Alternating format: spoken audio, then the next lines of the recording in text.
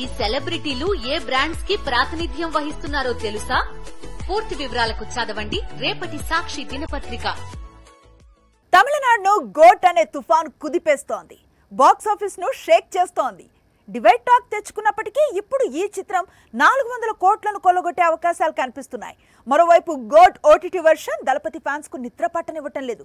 దాదాపు 4 గంటలు గోట్ సినిమాను ఓటీటీలోకి తీసుకొస్తాడట. దళపతి విజయ్ కు సౌత్ అంతా మార్కెట్ ఉంది.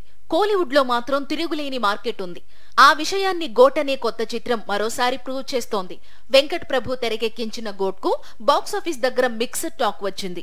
దాంతో ఈ సినిమా తెలుగు, మలయాళ వర్షన్స్ కలెక్షన్స్ బాగా డిసప్పాయింట్ చేస్తుంటే తమిళనాడులో మాత్రం విజయ్ సినిమా దుమ్ము రేపుతోంది.